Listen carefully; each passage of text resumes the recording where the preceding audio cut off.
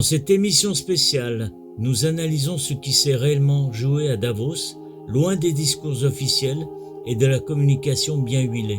Sous les projecteurs du Forum économique mondial, Emmanuel Macron et Volodymyr Zelensky ont offert une mise en scène parfaitement rodée, celle d'un théâtre politique mondial où les peuples sont absents, mais où les décisions qui les concernent sont bien préparées.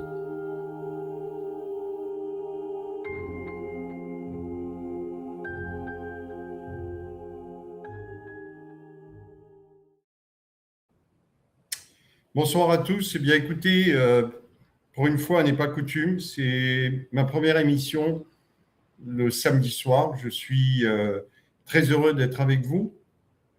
Ce soir, nous allons accueillir Christelle Néant. Et je voulais vous dire que j'ai une petite déclaration à faire. En fait, je suis excessivement peiné de constater que malheureusement, vous savez, nous sommes des femmes et des hommes dans ce pays qui avons pris la décision, on ne nous a rien demandé, mais on a pris la décision de se battre, on a pris la décision d'essayer de changer la vie de nos enfants, de nos parents, de nos amis. Et on a pris une décision qui est un peu folle quelque part, c'est celle de s'occuper des autres. C'est celle de mettre en avant la charité, mettre en avant la fraternité, mettre en avant tout ce qu'on a chez nous, l'humain, l'homme, la femme, pour essayer d'améliorer les conditions de vie de chacun d'entre nous. Je me suis engagé personnellement il y a plus de 7 ans. Et j'ai créé un moyen de communication, puisque vous le savez bien, avec toute une équipe, des personnes venues de la société civile, des étudiants, des retraités, nous avons créé TVADP. Et cette chaîne, j'avais pris la décision de ne jamais intervenir, de ne jamais m'en occuper. Jamais. La seule fois où je suis intervenu sur TVADP, c'était dans un cadre un peu particulier où on m'avait dit, il y a une journaliste qui voudrait parler de la femme de celui qui nous gouverne. Et moi, j'avais dit, vous savez, quand on est dans un combat comme celui-là, eh bien, on ne parle que de celui que l'on veut combattre, mais on ne parle pas des personnes qui sont à côté de lui.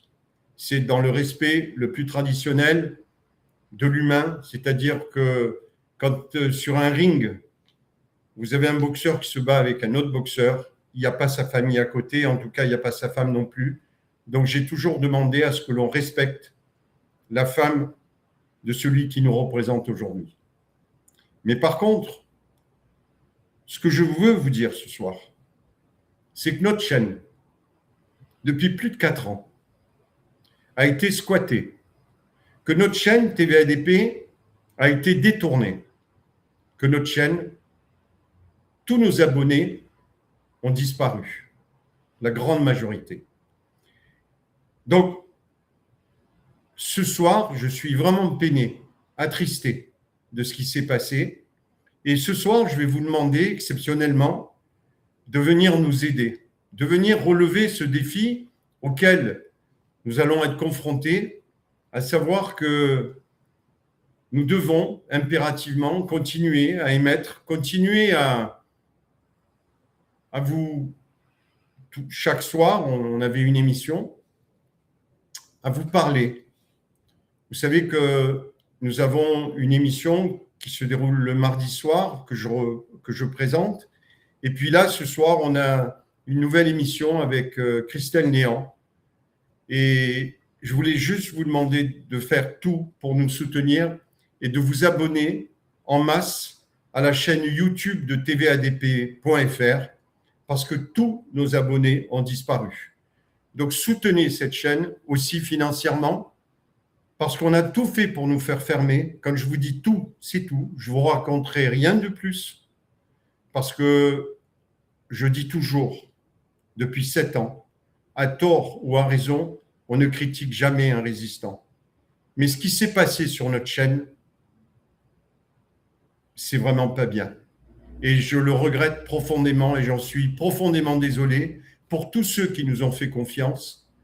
C'est absolument regrettable ce qui s'est passé et j'espère que vous allez venir en masse vous abonner à notre chaîne TV ADP sur YouTube, tvadp.fr. C'est très, très important. Voilà, je voulais faire cette petite déclaration. Je la fais avec mes petits moyens, avec mon cœur. Sachez que d'autres journalistes vont venir sur TVADP, d'autres personnes vont nous rejoindre et qui vivra verra. En tout cas, nous continuerons à nous battre contre ce système parce que on a besoin de vous. Vous avez besoin d'avoir aussi des informations sur la vie de tous les jours, sur ce qui se passe dans notre pays, sur ce qui se passe aussi à l'international. Et ce soir, j'ai vraiment le plaisir d'accueillir pour la deuxième fois sur notre chaîne TVADP, Christelle Néant, que je vais accueillir tout de suite. Et nous allons parler de Davos, bien sûr. Bonsoir Bernard. Merci d'être avec nous ce soir. Donc, tu étais venue la semaine dernière toute seule. Je te remercie parce que toi aussi, tu es au courant de ce qui s'est passé. Donc, on ne citera pas de nom, rien du tout, mais tu es au courant. Et je veux vous dire, tout à l'heure, nous avons eu une petite conversation avec Christelle et j'ai demandé à Christelle si elle voulait qu'on diffuse cette émission directement sur sa chaîne parce qu'elle a une chaîne YouTube qui marche, qui fonctionne. Elle a beaucoup d'abonnés. Ben, vous savez ce qu'elle m'a répondu? Elle m'a dit non, Bernard. Je préfère envoyer le lien de TVADP parce que vous devez reconstruire TVADP. Merci, Christelle. Bah de rien, Bernard. Donc ouais, ce soir, on va parler de Davos, le forum de Davos, et plus particulièrement, eh bien, on va dire de la prestation, on peut appeler ça comme ça, du spectacle que nous ont offert les deux grands clowns qui s'y trouvaient, à savoir Emmanuel Macron alias Flopgun et Volodymyr Zelensky, hein, le clown de Kiev. Alors, ça a été quand même assez grandiose. Déjà, on va commencer par Emmanuel Macron, dont l'apparence déjà... comment dire? Elle a changé, hein? Elle a complètement changé, oui, oui. Comment tu l'as nommé? Top Gun? Flopgun. Flopgun. Ouais, c'est un de mes auditeurs hier soir sur notre direct qui a trouvé ce petit surnom. Je l'en remercie, je lui pique, puisque donc Emmanuel Macron s'est pointé à Davos avec donc des lunettes de soleil sur le nez, façon Top Gun, hein, donc les fameuses lunettes, les Ray-Ban à la Tom Cruise, ce qui lui donne une dégaine absolument ridicule. Enfin, je sais bien que voilà notre grand narcissique national aime beaucoup enfiler des costumes. Hein. Il nous a fait Macron pompier, il nous a fait Macron le sous-marinier, il nous a fait Macron le pilote de chasse. Bon, il semble qu'il lui manquait donc les Ray-Ban à la Top Gun et donc là, il est venu au forum de Davos avec les lunettes sur le nez et il a fait tout son discours avec ses lunettes sur le nez. Alors bien entendu, ça a fait rigoler, y compris en Russie. Oui, bien sûr. Où les gens ont spéculé du pourquoi il s'est pointé quand même, parce que c'est quand même atypique. Hein, je veux dire, je pense être la première fois qu'il y a quelqu'un qui se pointe au forum de Davos avec les lunettes de soleil sur le nez et qui les enlève pas de tout son speech. Donc je sais pas ce qu'il cherchait à cacher. Enfin si, je pense savoir. Mais bien sûr, enfin même les Russes se sont moqués de lui. Donc ça a spéculé très fort sur les raisons pour lesquelles il cache ses yeux. Hein, donc on a eu droit à des petites vidéos faites par intelligence artificielle montrant, alors je sais pas si les gens savent, mais en Russie il y a un sport qui est très très qui a beaucoup de succès, c'est les concours de baffe. Donc c'est deux hommes face à face avec une espèce de table entre les deux et ils doivent se gifler jusqu'à ce qu'il y en ait un qui tombe par terre. Et donc il y en a qui ont fait ça avec Brigitte en train de gifler Emmanuel et que ça serait pour ça qu'il se cache derrière ses lunettes de soleil. Voilà. Donc alors déjà l'aspect était ridicule, mais alors Moi, ce qui m'a quand même fait halluciner, c'est quand même ses propos. Alors, on va vous passer donc la version française de 2 morceaux de son discours. Voilà, si on peut les passer l'un après l'autre et on va les commenter après. Et on va les commenter après derrière. Tout à fait. Il y a une dérive vers l'autocratie au détriment de la démocratie, davantage de violence, plus de 60 guerres en 2024, un record absolu, même si j'ai compris que certaines ont été résolues, et le conflit s'est normalisé, devenu hybride, s'étendant à de nouveaux enjeux. L'espace, l'information numérique, le cyberespace, le commerce, etc. C'est aussi un basculement vers un monde sans règles, où le droit international est piétiné et où la seule loi qui semble compter est celle du plus fort, tandis que les ambitions impériales refont surface. Alors ça, on a eu droit à ce magnifique message. Effectivement, on dirait flop gun, tout à fait. On dirait Flop Gun, voilà. Est-ce qu'on peut passer le deuxième extrait, parce que ça va dans la suite, et après on va commenter tout le discours.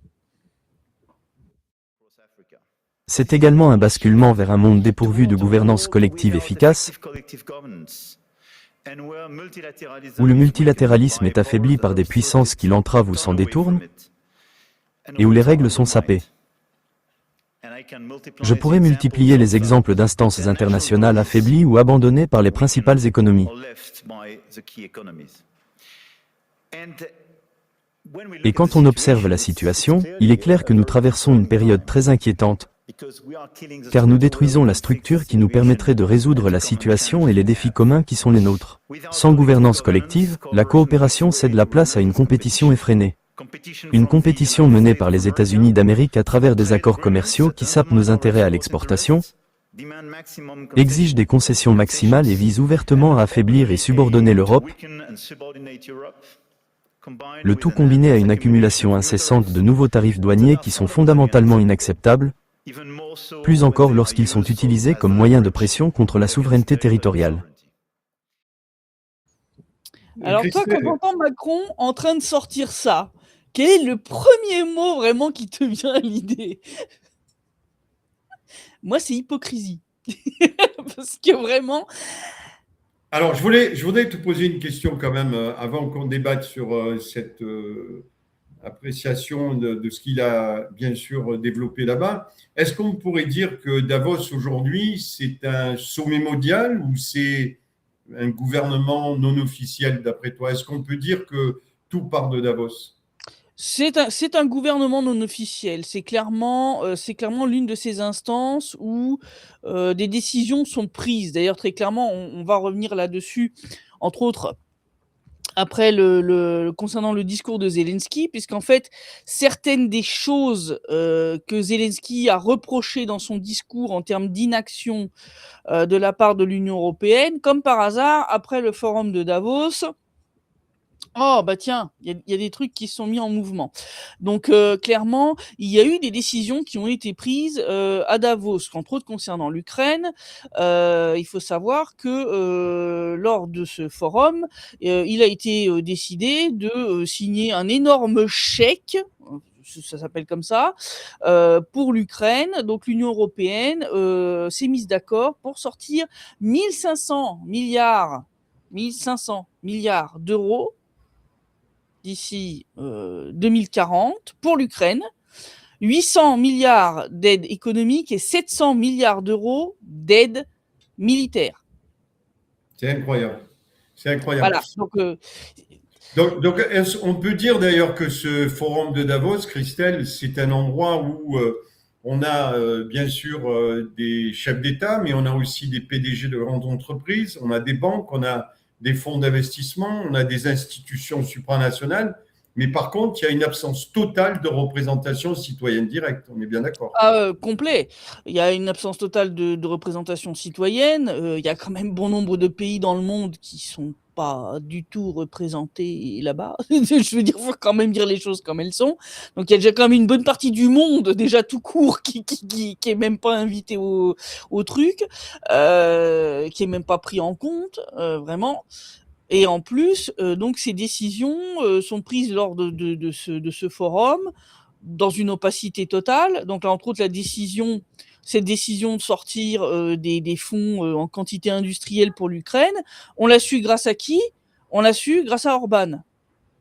Tout à fait. Ouais. C'est Viktor Orban qui a balancé le pavé dans la soupe après donc le forum, en publiant donc sur son compte X, son compte Twitter, l'information qui a fait l'effet d'une bombe atomique, quoi.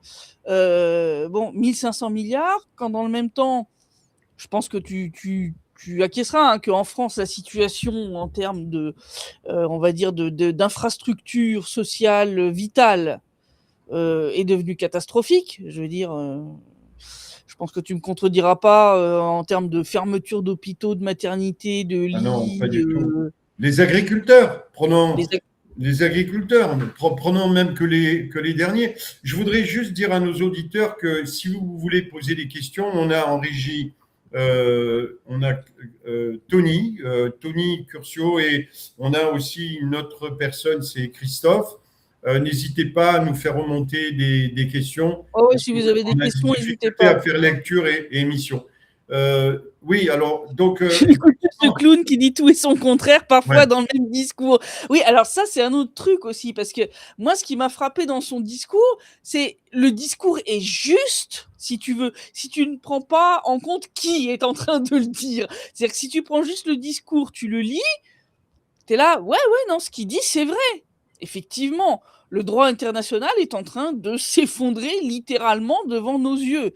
Les instances qui sont chargées de protéger ce droit international et de le mettre en œuvre comme l'ONU sont en train littéralement d'imploser sous leur inutilité et sous leur incapacité à régler les problèmes qui qui se multiplient.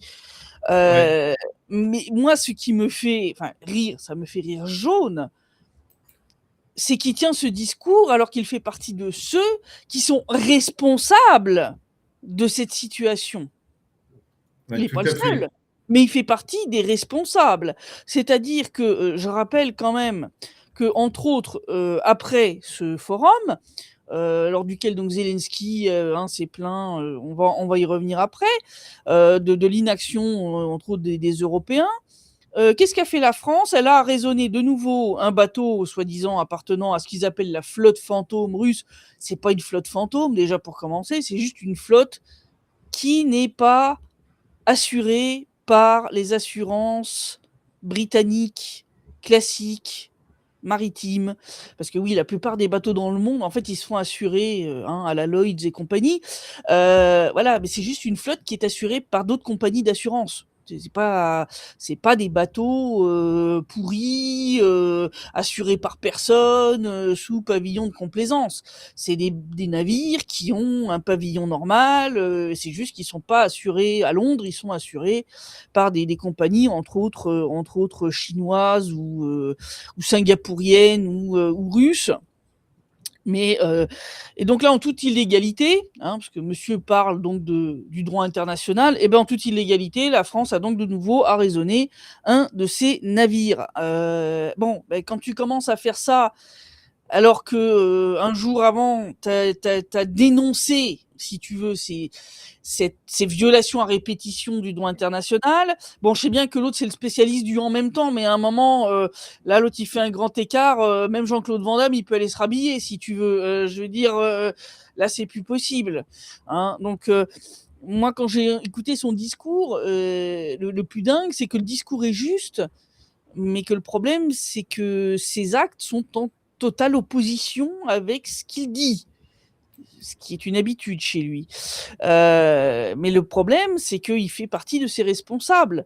Quand tu arraisonnes comme ça un navire dans des eaux internationales, alors que tu n'as pas le droit, que tu n'as pas de mandat de l'ONU pour le faire, sur base de sanctions qui elles-mêmes, je rappelle, parce que pour ceux qui ne le savent pas, les sanctions européennes prises contre la Russie sont illégales. Les seules sanctions qui sont légales d'un point de vue du droit international, ce sont les sanctions qui sont approuvées par le Conseil de sécurité de l'ONU.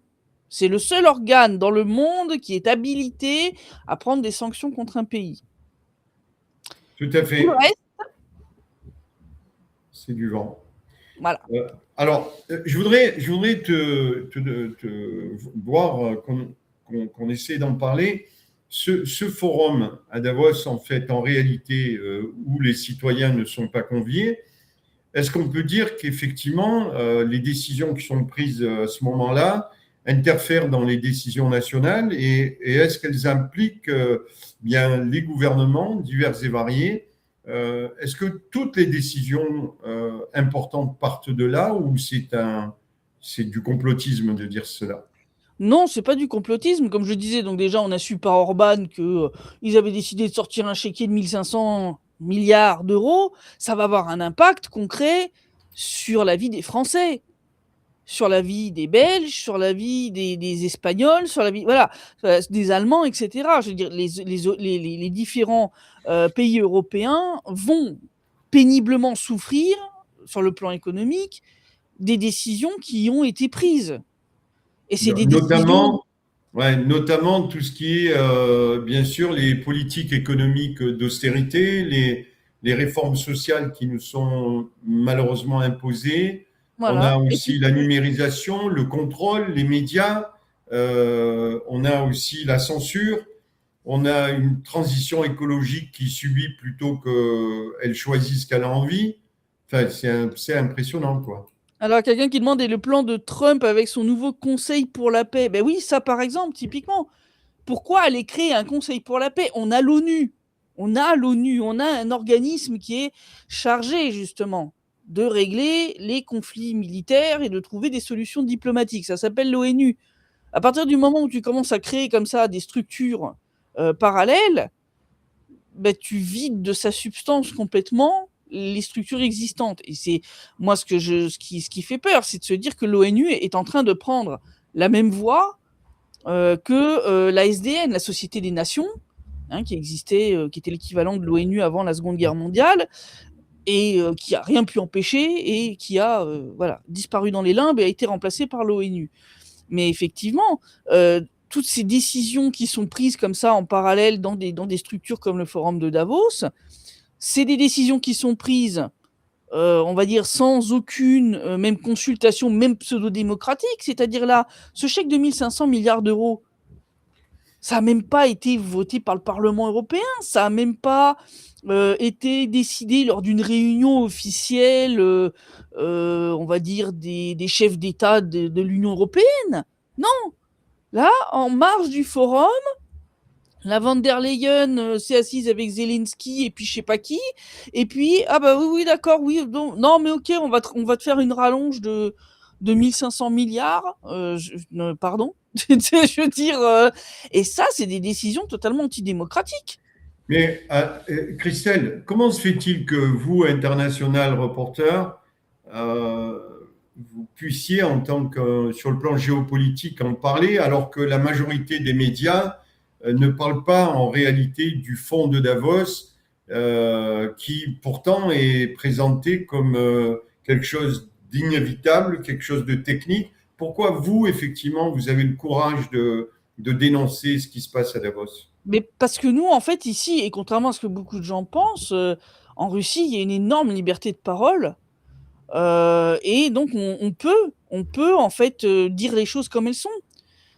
Faut bien comprendre, il faut que les gens se rendent bien compte qu'en France, par exemple, l'écrasante majorité des grands médias touchent des subventions de l'État, et on parle de plusieurs millions d'euros, voire des dizaines de millions d'euros pour les plus gros par an, des sommes sans lesquelles ces médias feraient tout simplement faillite.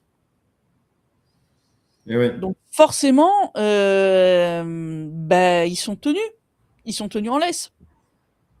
Et Bien nous, sûr. du fait qu'on est un média indépendant et qu'en plus on est à l'étranger, donc on ne peut pas, si tu veux, faire pression sur nous par des menaces d'arrestation ou de sanctions, comme on a vu ce qui s'est passé contre Jacques Beau. Hein, Jacques Beau, je rappelle pour ceux qui ne le savent pas, donc cet ancien colonel des services de renseignement suisse, qui est actuellement sous sanction, soi-disant pour, en gros, diffusion de propagande pro-russe, quoi. Alors que le gars a juste fourni des analyses parfaitement sourcées. D'ailleurs, dans ses livres, il n'utilise quasiment pas de sources russes. La majeure partie de ses sources sont occidentales, voire ukrainiennes, justement pour, si tu veux, contrer cet argument. Mais malgré ça, il a été mis sous sanction. Il faut savoir que ce monsieur vit actuellement à Bruxelles et que donc là, en gros, il n'a plus accès à ses comptes en banque, donc il ne peut plus s'acheter à manger.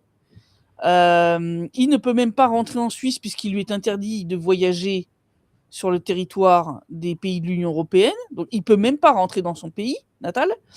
Et donc, en gros, il est juste bon à attendre de mourir de faim. Voilà, c'est ça l'Union européenne. Ouais, C'est ça qu'on nous a vendu quand même comme étant le summum de la démocratie, la paix et les petits oiseaux. Mais effectivement, le fait que nous, on n'est pas sur le territoire de l'Union européenne, qu'on ne touche pas de subventions de l'État français, ça nous rend beaucoup plus libres. Donc forcément, on peut dire des choses que vous verrez pas dans les grands médias. C'est ça. Et Christelle, est-ce qu'on peut dire aussi que le rôle du journalisme aujourd'hui, c'est plutôt d'informer ou plutôt de rassurer? Parce que le fait de ne pas bien informer, il rassure la population par rapport au gouvernement actuel. Et mon autre question, c'est est-ce que, d'après toi, on peut sortir du modèle aujourd'hui de Davos? On peut clairement sortir du modèle de Davos, ça, et il le faut. Il faut sortir du modèle de Davos. Il existe des modèles alternatifs, d'après toi, qui redonneraient la souveraineté populaire au peuple? Oui, il faut. Et il faut. C'est pas non seulement on peut, c'est non seulement on peut, mais il faut.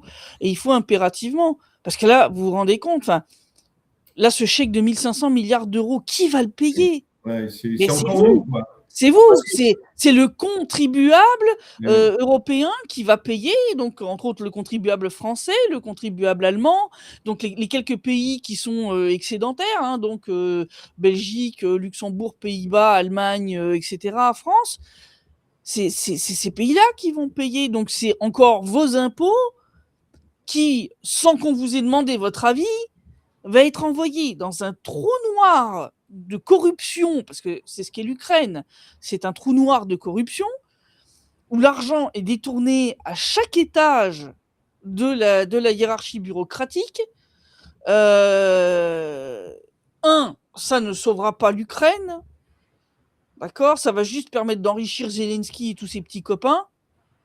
Je signale quand même que là, actuellement, le bureau anticorruption ukrainien a arrêté Yulia Tymoshenko pour corruption de députés à coût de dizaines de milliers de dollars chaque mois pour qu'ils votent bien comme il faut. Bon. D'où sort l'argent? D'où sort cet argent? Il sort de vos poches. Cet argent, il sort de vos poches. Voilà, c'est-à-dire qu'avant, c'était les Américains qui mettaient le plus gros de la somme, comme l'avait dit Trump, je crois qu'ils ont parlé de 350 milliards de dollars quand même. Voilà. Et là, donc, lors d'un forum qui n'a rien d'une instance démocratique élue ou autre, dans laquelle le peuple n'est effectivement absolument pas représenté, se sont assis Van der Leyen, Zelensky et 3 pégus, et les gars ont décidé, on va sortir le chéquier, et puis on va vous faire une rallonge de 1500 milliards d'euros sur les prochaines années. Oui, mais accorde-moi, Christelle. Et ils parlent en plus d'intégrer l'Ukraine à l'Union européenne de manière accélérée, genre vers 2027, donc l'année prochaine. Alors, moi, je dirais que Davos, c'est quand même pas une fatalité en soi. Ce qui est important de dire ce soir, c'est que le peuple, bien sûr, n'a jamais délégué ce pouvoir à qui que ce soit. Donc, en fait, aujourd'hui, le problème, c'est qu'on est agressé par ces gens-là dans nos vies quotidiennes alors qu'on leur a donné aucun pouvoir. Et c'est aussi une des raisons qui fait que je suis là avec toi ce soir pour rappeler que nous prenons la solution de développer des assemblées citoyennes et je me permets de lancer un message à tous les Français en leur disant, écoutez, si vous voulez vraiment qu'on sorte de vous savez, on est au fond d'un puits là, où on est dans cette prison enfermée. Alors on voit le ciel, bien sûr, mais on est cadenassé dans nos conditions de vie journalières, cadenassé pour nos enfants, on est cadenassé pour les entreprises, pour les agriculteurs. moi, je vous propose vraiment d'en sortir. Et pour en sortir, il n'y a pas de 50 millions de voix. Vous savez, si vous voulez vraiment retrouver votre indépendance et votre liberté, c'est la création d'assemblées citoyennes constituantes dans votre commune, 2, 3 personnes. Je me bats avec toute une équipe, toute une infrastructure, avec notamment l'Alliance du Peuple, de vous faire comprendre qu'il faut arrêter d'aller vers les partis politiques. Il faut que l'on reprenne notre pouvoir en main. Créons des assemblées faut citoyennes. arrêter de déléguer, parce qu'en fait, toutes les personnes à qui vous allez déléguer le pouvoir, ils vont l'utiliser pour eux. C'est Ils ça. vont l'utiliser pour eux, pour s'en mettre plein les poches, pour obtenir des avantages, etc. On le voit, je veux dire, il suffit de voir quelle est la situation actuellement, non seulement de la France, mais de tous les pays qui sont au sein de l'Union européenne, qui sont en train de se faire phagocyter leur souveraineté par tous les côtés, que ce soit la souveraineté économique, que ce soit la souveraineté alimentaire, que ce soit la souveraineté en matière de défense, puisque je rappelle quand même que Macron est à 2 doigts de filer l'arme nucléaire française aux Allemands, à l'eau, voilà. Donc, il est clair qu'à un moment, il faut reprendre la main. Il faut reprendre la main, et le seul moyen, effectivement, c'est d'avoir la main directement sur les décisions. C'est d'arrêter de déléguer à quelqu'un d'autre les décisions politiques. Parce que, enfin, on le voit, c'est devenu une caste, c'est devenu une nouvelle aristocratie qui se reproduit entre elles-mêmes.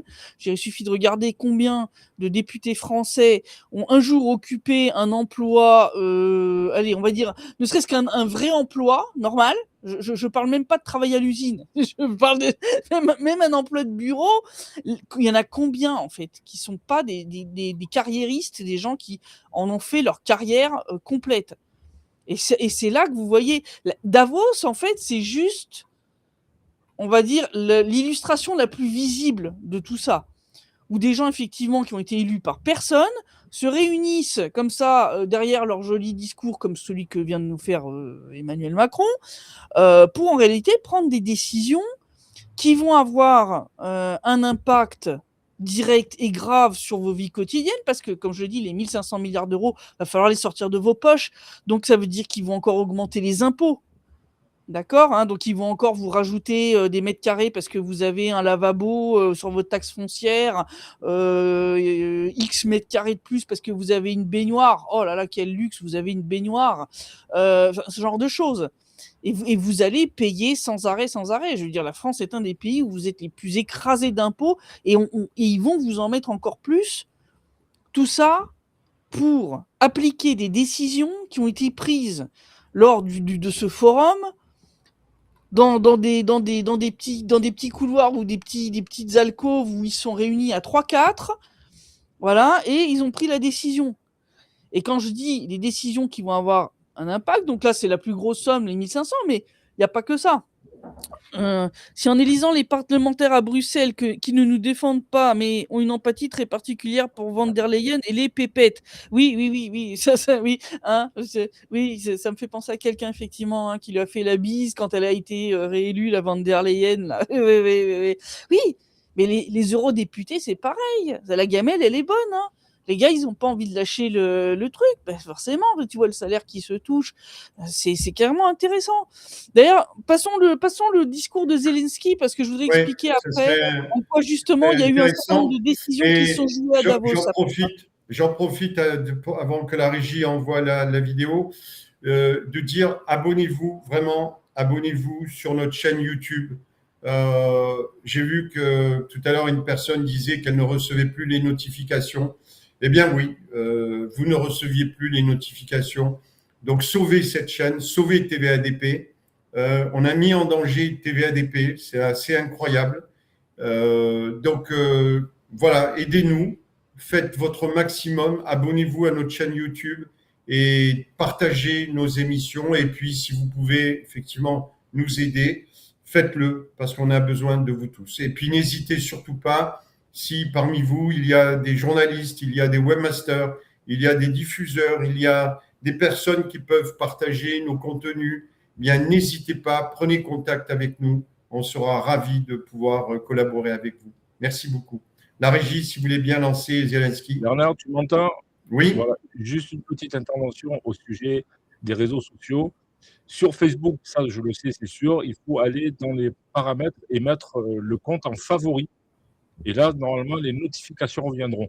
Sur YouTube, je sais pas, mais je sais que Facebook, il faut régulièrement contrôler ça parce que Sur YouTube, moi-même, il faut je cliquer sur reçois la plus de petite cloche. notifications. Et en fait, sur YouTube, il faut cliquer sur la petite cloche qui est sur la page de TVADP et choisir toutes les notifications pour qu'il vous notifie systématiquement. Parce que sinon, YouTube choisit lui-même de quelle vidéo il vous Oui, avertit. ça, c'est En fait. l'algorithme. Voilà, ça, ce serait bien, effectivement, cliquer sur la petite cloche. Vous savez, nous, on n'est pas, on n'a jamais, on fait pas comme les autres. On vous dit pas cliquer, cliquer, cliquer. Mais là, je vais vous demander ce soir, exceptionnellement, et toutes les émissions qu'on aura, c'est de cliquer sur la petite cloche, effectivement, parce qu'on a besoin que vous souteniez ce projet. Je vous le rappelle, on a plus de 4 ans. Beaucoup de personnes travaillent au sein de cette organisation et de voir qu'on a plus de 30 000 abonnés qui ont disparu, eh bien, vous savez, ça fait mal au cœur.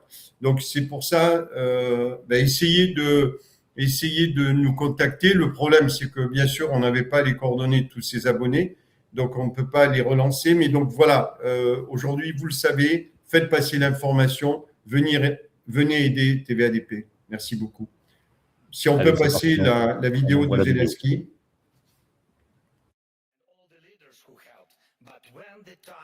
Mais lorsque le moment est venu d'utiliser ces fonds pour nous défendre contre l'agression russe, la décision a été bloquée.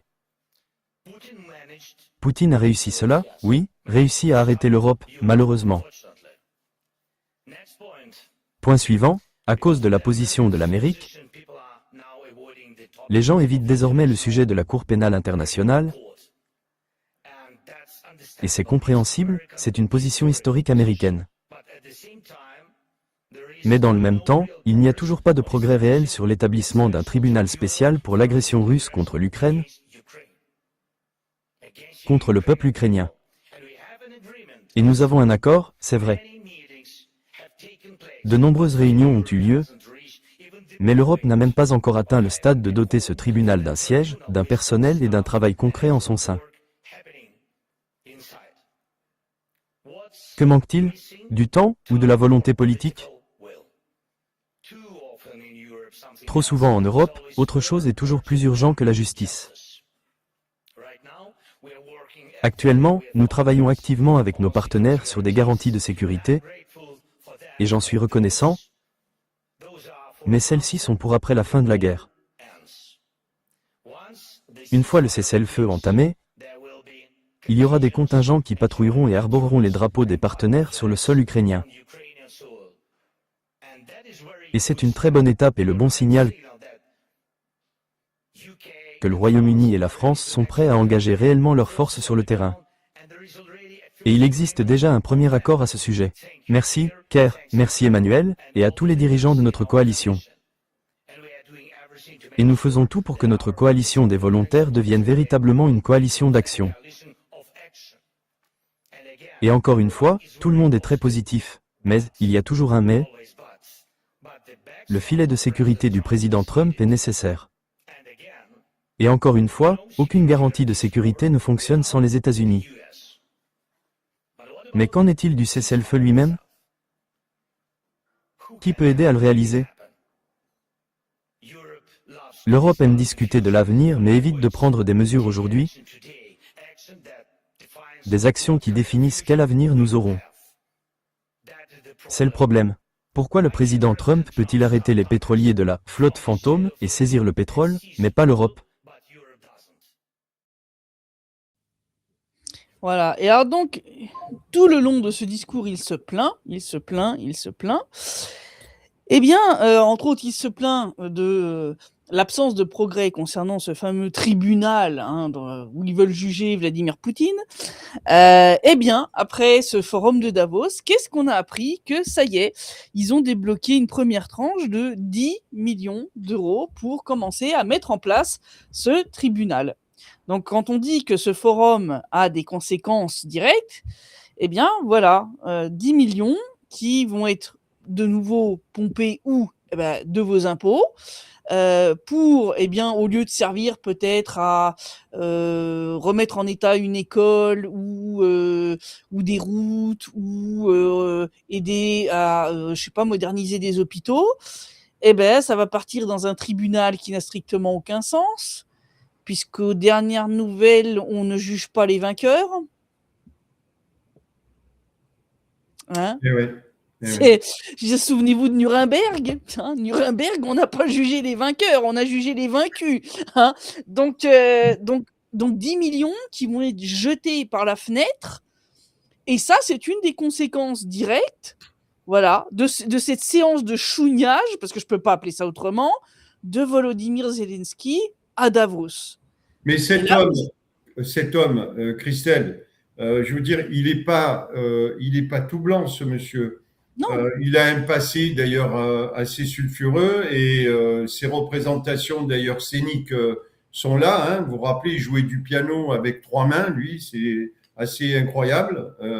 Ben oui, c'est un phénomène, ce garçon. Et puis, c'est un clown. C'est un surtout, clown. les scènes. C'est un acteur d'ailleurs dont le genre a toujours été le comique. Donc c'était à la base un comique qui faisait donc des shows, hein, donc des one-man shows ou des shows avec d'autres comiques. Et puis qui après s'est mis au cinéma, mais il a toujours joué des rôles comiques. Donc il a toujours joué des rôles, si tu veux, un peu à la Louis de Funès, quoi, tu vois, un petit peu. Hein, c'est voilà, il a joué par exemple un rôle où où il jouait Napoléon. Voilà, dans une version complètement délirante de Napoléon envahissant la Russie, etc. Grotesque, si tu veux, même. Il avait même le chapeau qui était complètement grotesque, qui était complètement... voilà. Donc, ça a toujours été un clown. Eh oui, Ça a toujours été un clown. c'est vrai, c'est assez invraisemblable. D'ailleurs, quelque part, c'est 2 comédiens, hein, puisque l'autre aussi a fait du théâtre, donc ils peuvent se serrer la main, et c'est pour ça qu'ils s'entendent si bien d'ailleurs. Oui, Mais mais c'est les mêmes. C'est-à-dire, les tu mêmes, sais, ouais. quand Zelensky a été en campagne pour les présidentielles, quand il a été élu, moi j'avais dit tout de suite, c'est un Macron à l'ukrainienne. C'est-à-dire que la technique pour le vendre auprès du public a été exactement la même que celle qui a été utilisée pour Macron. C'est les mêmes. C'est exactement les mêmes, c'est 2 acteurs et donc ils s'entendent à merveille. Et c'est aussi deux adeptes d'une certaine poudre blanche que je ne nommerai pas, mais je pense que nos auditeurs ont compris. Hein, donc ça aussi, ils s'entendent très très bien comme larron en foire. Donc clairement, ce qui se passe à Davos, c'est l'illustration ultime d'à quel point actuellement c'est pas les gens qui ont le contrôle de leur vie, c'est un certain nombre de personnes élues par personne, voilà, comme Madame van der Leyen, qui décident dans les couloirs de ce genre d'événements de sortir le chéquier, de sortir donc une énorme somme sur 10 ans, de faire rentrer de manière accélérée un pays qui est le plus pauvre d'Europe et le plus corrompu. Et ça, personne vous a consulté là-dessus. Et c'est là qu'on voit qu'il y a un gros problème actuellement. C'est-à-dire que toutes ces décisions, elles vont avoir un impact sur vous, parce que si on vous fait rentrer l'Ukraine dans l'Union européenne, il va falloir mettre de nouveau la main au portefeuille, hein, parce que pour les mettre à niveau, ça va être pire que la Grèce. Hein, je veux dire, ça va être l'apocalypse, financièrement parlant. Et tout ça, ça va peser sur vous. Alors, donc c'est vraiment là-dessus. Pourquoi c'est important de reprendre le contrôle de votre vie politique? Mais parce que sinon, c'est d'autres qui décident à votre place. Alors, qui Oui. prennent des décisions, soit à Bruxelles, soit à Davos, là, entre deux petits fours et trois discours. Et résultat des courses d'ailleurs, donc là on voyait dans le discours de Zelensky qui se plaignait que donc Trump a raisonné un certain nombre de navires. Alors c'était pas ceux de la flotte fantôme, c'était ceux qui sortaient du Venezuela. Et ben qu'est-ce qu'a fait Macron après ça? Donc il a abordé, ils ont saisi un navire au niveau du détroit de Gibraltar, un navire qui sortait des ports russes, un de ces fameux flotte fantôme russe, un de ces fameux navires. Mais ça, c'est une violation totale du droit international, et deux, même si Vladimir Poutine est un homme d'une très grande patience, il y a un moment où ça va avoir des conséquences. La Russie va répondre. Ne vous leurrez pas. C'est juste que la réponse, elle va être différée, mais elle va faire très mal à un moment. Et donc le problème, c'est que vous allez payer, donc les Français, les Belges, etc., vous allez tous payer collectivement pour les décisions débiles de gens comme Emmanuel Macron, comme Van der Leyen, qui sont prises dans les couloirs de Davos. Voilà.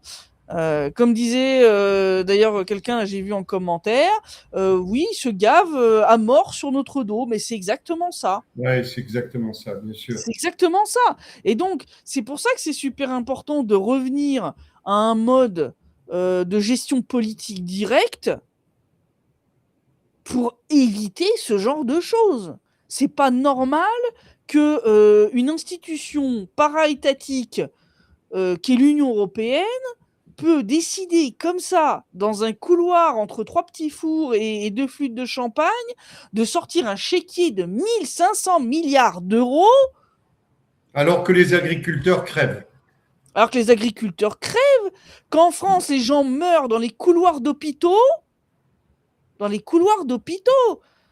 Parce qu'ils attendent, et ils voient jamais de médecin et ils finissent par mourir. Je veux dire, moi, quand je raconte ici ce qui se passe, entre autres, dans les hôpitaux français, ces histoires de personnes âgées qui ont été oubliées pendant 3 jours, qui sont mortes de faim et de soif. Qui étaient des institutions reconnues dans le monde entier avant. Reconnues dans le monde. Des gens venaient du monde entier se faire soigner en France. C'est ça. Et maintenant, c'est devenu un système de soins du tiers-monde. Pas à cause des médecins, ni des infirmiers, ni des infirmières, à cause de ceux qui nous gouvernent. Je voudrais juste alerter aussi les gens. Je suis venu un petit peu dans cette émission aujourd'hui pour d'abord remercier encore à nouveau Christelle Néant d'être venue soutenir cette chaîne. Elle a fait quelque chose vraiment. Il faut remercier-la, allez sur sa chaîne, allez-y, parce que c'est vraiment une femme magnifique, c'est une combattante, elle est courageuse, elle est menacée de mort en plus par l'Ukraine. Donc, je voudrais vous dire, j'ai vu tout à l'heure dans vos messages que vous ne receviez plus les connexions. Eh bien oui, vous ne receviez plus rien parce que tout était fait comme ça. Mais je voudrais vous faire comprendre aussi quelque chose. C'est que notre organisation, l'Alliance du Peuple et TVADP, nous avons toujours œuvré dans le sens humain. La première des valeurs et la deuxième de l'Alliance du Peuple, c'est l'humanisme et l'éthique. Mais nous avons essayé d'être un véritable contre-pouvoir. Je ne dis pas qu'on a réussi dans tout ce que nous avons fait jusqu'à aujourd'hui, mais la sincérité, elle est là. Et malheureusement, pour nous, d'ailleurs, nous sommes un des rares mouvements aujourd'hui, avec Reconstruisons la France, à dire plus de présidents, plus de députés, plus de sénateurs et plus de partis politiques. Et de ce fait, il faut que vous compreniez une chose qui est sincère, c'est que même dans les gens qui sont ici écrits résistants, ce n'est pas vrai.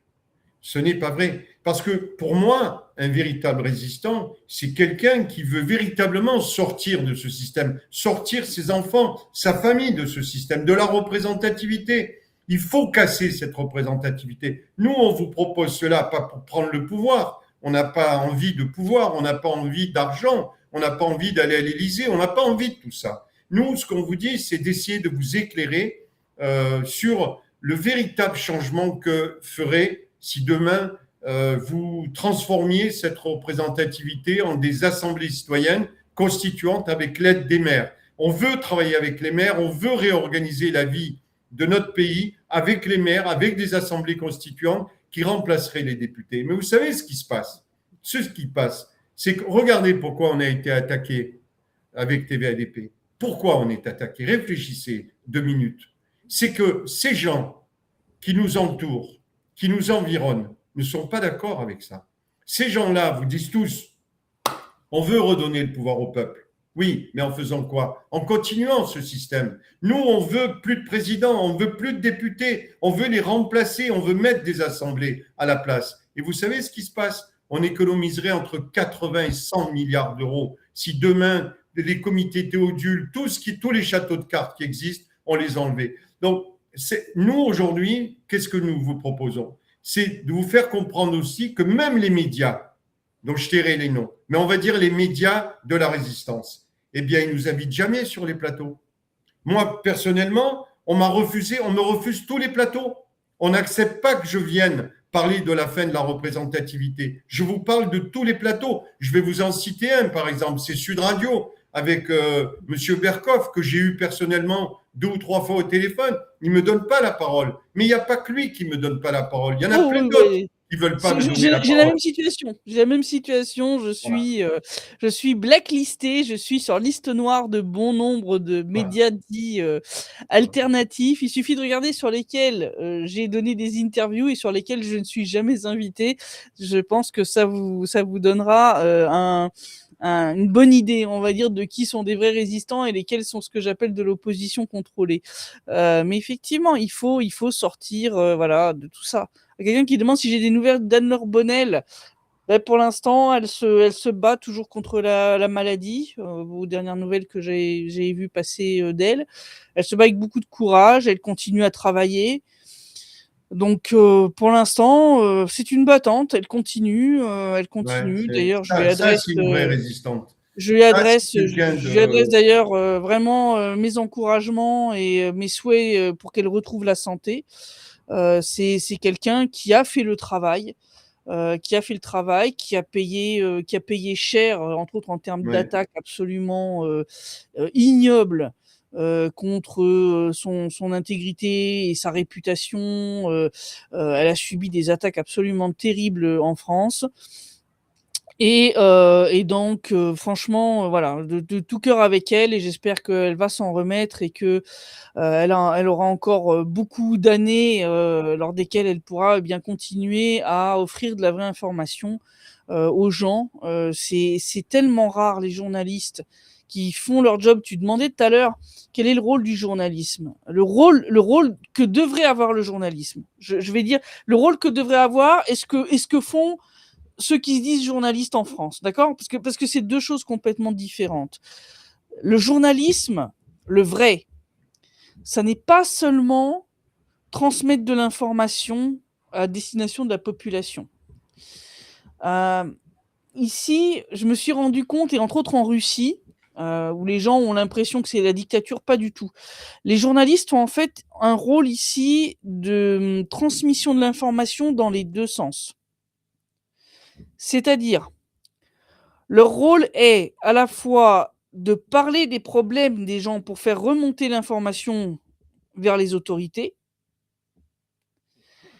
et de faire descendre dans le même temps les informations vers la population pour qu'elle soit informée de ce qui se passe, de ce que font les autorités, etc., etc. Donc c'est un rôle qui n'est pas à sens unique. Normalement, cette communication, elle doit avoir lieu dans les 2 sens. Et ça, c'est un truc en Russie où j'ai eu une formation de journalisme ici, où on nous a très clairement dit, ceux qui veulent faire du journalisme pour leur gloriole personnelle, allez jouer les blogueurs, faites ce que vous voulez, mais ne faites pas ce métier-là. Parce que le métier de journaliste, c'est un métier où vous êtes au service du peuple. Vous êtes là pour faire remonter les problèmes vers le haut pour qu'ils soient résolus et transmettre l'information de ce qui se passe dans le pays et dans le monde à la population pour qu'elle soit correctement informée. Et ça, c'est un métier, entre guillemets, de vocation. Soit tu l'as, soit tu l'as pas. Mais effectivement, le problème, c'est que entre cet idéal, ce que ça devrait être, et ce qu'on voit, entre autres, en matière de journalisme, entre autres en France, c'est le jour et la nuit. C'est le jour et la nuit. Les journalistes en France, dans leur écrasante majorité, ne vous informent pas. Non. Ils sont même pas là pour vous rassurer, ils sont là pour vous faire peur en vous brandissant des épouvantails. Genre la Russie va vous envahir, etc., etc., etc. Ce qui est du délire, hein. Démographiquement, la Russie n'a pas les moyens d'envahir l'Union européenne jusqu'à Brest, hein. Je veux dire, il faut arrêter les bêtises. Et elle n'en a pas l'envie. Il n'y a aucune volonté de la part de la Russie d'aller envahir l'Union européenne. Pourquoi faire? Il n'y a rien d'intéressant. Pour elle, il n'y a rien d'intéressant. Je veux dire, c'est déjà le plus grand pays du monde. Je veux dire, il faut arrêter les bêtises. Donc, ils sont même pas là pour vous rassurer. Si tu parlais, ils sont là pour vous rassurer. Non, ils sont là pour endormir la population concernant toutes les quenelles que le gouvernement leur met, parce que c'est ça qui se passe. Hein. C'est ça qui se passe. Je veux dire, on vous remet des nouveaux impôts sur des nouveaux impôts, on vous invente des nouveaux modes de calcul, etc., etc. Puis dans le même temps, on vous dit, mais tout va bien, Madame la Marquise. Bon, voilà. Donc les journalistes français sont même plus là pour vous informer. Ils sont là pour vous endormir. Ouais, pour nous conditionner. C'est Et simple. pour vous conditionner et conditionner ce que vous pensez. Ils sont là pour forger votre opinion. Et c'est là un gros problème. Le gros problème, c'est que de toute façon, dès qu'ils commencent à vouloir dire la vérité, il se passe ce qui s'est passé pour Anne-Laure Bonnel. Ils perdent leur job. Et pas qu'elle, malheureusement. Pas qu'elle. J'en connais d'autres. J'en connais d'autres. Je ne citerai pas les noms, mais j'en connais d'autres qui sont venus dans le Donbass, qui ont voulu dire la vérité et qui se sont fait virer comme des merdes, mais à la vitesse de l'éclair. C'est assez incroyable de vivre dans le pays des droits de l'homme.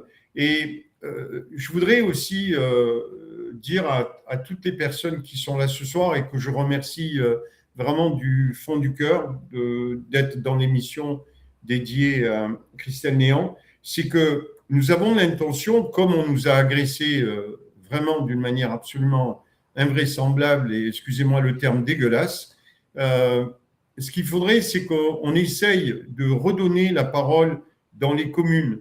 Donc, si vous avez un petit micro, même avec votre téléphone, que vous souhaitez devenir le reporter de TVADP pour aller auprès des personnes âgées, auprès des jeunes, auprès des commerçants dans votre commune, eh bien, nous voulons développer, TVADP veut vraiment rentrer dans les communes, puisqu'on a ce projet de vouloir créer des assemblées citoyennes constituantes qui permettraient de reprendre le pouvoir. Je vous pose juste une petite question. Est-ce que, raisonnablement, vous pouvez imaginer que s'il existait aujourd'hui des assemblées constituantes dans chaque commune française et qu'elles remplacent les députés, est-ce qu'on aurait la guerre en Ukraine? Est-ce qu'on aurait eu l'histoire du Covid? Est-ce qu'on aurait les rivières polluées? Est-ce qu'on aurait des étudiants, 14 000 qui se prostituent? Est-ce qu'on aurait des personnes âgées sous le seuil de la pauvreté? Est-ce qu'on aurait 12, 13 millions de personnes pauvres, etc., etc., etc. Est-ce que nous serions le pays le plus taxé du monde? Est-ce que nous aurions 3 500 milliards de dettes? Mais je peux vous dresser une liste complète. Et quand on nous dit que nous ne sommes pas capables, que le peuple n'est pas capable, parce que, encore une fois, le peuple est capable d'éduquer ceux qui nous gouvernent, est capable de soigner les gens qui nous gouvernent, est capable, bien sûr, d'éduquer les enfants, de tout faire, mais n'est pas capable de gouverner ce pays. Quand vous comprendrez, quand vous essaierez de réfléchir, parce que c'est comprendre, vous le savez tous, j'en suis persuadé, mais quand vous imaginerez qu'il y a peut-être un projet de société qui n'est pas de confier encore le pouvoir à une femme ou à un homme, parce que là, ils sont tous en train de se battre pour avoir les mairies, mais après, ça va être la présidentielle, et vous allez voir ce qui va se passer. Eh bien, moi, ce que je vous demande, c'est de réfléchir au fait qu'on pourrait véritablement changer ce pays. Ouais. On pourrait changer tous les pays du monde. Citez-moi un seul pays sur cette planète où on est libre. Partout, les peuples sont oppressés. Partout, les peuples sont emprisonnés. Partout. On n'est pas sur une planète qui est magnifique. Quand on regarde cet univers, quand on regarde notre galaxie, quand on regarde tout ça et qu'on se dit, il y a une petite planète où il y a des êtres humains qui pourraient être heureux entre eux, eh bien non. Il faut qu'ils se détruisent, il faut qu'il y ait des guerres, il faut que la bombe atomique, vous vous rendez compte, ils ont inventé la bombe atomique, mais c'est des fous furieux. Et donc, reprenez ce pouvoir, parce qu'il y a un autre danger, je vous le dis, franchement, du fond du cœur. Si vous ne faites rien, si vous ne reprenez pas le pouvoir, dans 15 ans, dans 20 ans, vous aurez plus de 1,5 milliard d'humanoïdes dans les rues. Vous aurez des gendarmes, ce seront des humanoïdes. Vous aurez des médecins, ce seront des humanoïdes. Vous aurez des CRS, la police, ce seront des humanoïdes. Vous aurez l'armée, ça sera des humanoïdes. Imaginez-vous demain si les responsables qui nous gouvernent dans tous les pays du monde ont des humanoïdes à leurs ordres. Que deviendrons-nous? Posez-vous cette question. Moi, je ne le dis pas spécialement pour moi, parce que je ne le verrai pas, mais vos enfants, pensez à vos enfants. Ne pensez pas spécialement à vous. Pensez à la vie qu'auront vos enfants dans 15-20 ans. Voilà, je voulais rajouter ça. Je suis totalement d'accord avec ça. On arrive au bout de l'émission. Mais vraiment, il y a quelqu'un qui disait, oui, en plus, un des arguments contre ça, c'est qu'on est trop nombreux. Je veux dire, à l'heure de la technologie actuelle, on peut parfaitement faire de la démocratie directe. Il n'y a aucun problème avec ça. Je veux dire, même avec un pays de 66 ou 67 millions d'habitants, il n'y a aucun souci pour le faire. Je veux dire, faut arrêter. Donc, il y a aujourd'hui tous les moyens qu'il faut. C'est juste une question de volonté. Donc, battez-vous. Pour ça, c'est super important. Si je suis sur TVADP, c'est que je crois en cette idée de reprendre le pouvoir et de le redonner au peuple. Donc voilà, méditez là-dessus. Moi, je vous retrouve la semaine prochaine pour le prochain direct L'heure géopolitique. Et en tout cas, encore merci Bernard pour me permettre de passer chaque semaine sur TVADP. Bien, Christelle, je vais aussi te remercier. Je veux aussi remercier toute l'équipe qui est derrière à la technique, notamment Christophe qui est aux manettes. Bravo. D'ailleurs, je le dis, si un jour vous cherchez, c'est CHD, c'est CHD Prod. C'est un monsieur qui est vidéaste, qui est courageux aussi, qui donne de son temps. Donc, si vous avez besoin un jour pour des activités de mariage, des événements, vous avez besoin d'un vidéaste, c'est quelqu'un de super bien équipé. Il est dans la région marseillaise, il est dans le sud de la France. C'est quelqu'un de bien. Et puis, on a notre Tony Curcio International aussi, qui est quelqu'un qui est toujours là pour aider l'Alliance du Peuple et aider TVADP. Je le remercie du fond du cœur. Je vous remercie à tous. Je remercie tous les membres et tous les adhérents de TVADP, de l'Alliance du Peuple. Aidez-nous à sauver cette chaîne. On en a vraiment bien besoin. Et rendez-vous mardi soir dans l'émission Bernard face à l'actualité. Merci beaucoup. Merci à vous. Bonne soirée. Dans cette émission spéciale, nous analysons ce qui s'est réellement joué à Davos, loin des discours officiels et de la communication bien huilée. Sous les projecteurs du Forum économique mondial, Emmanuel Macron et Volodymyr Zelensky ont offert une mise en scène parfaitement rodée, celle d'un théâtre politique mondial où les peuples sont absents, mais où les décisions qui les concernent sont bien préparées.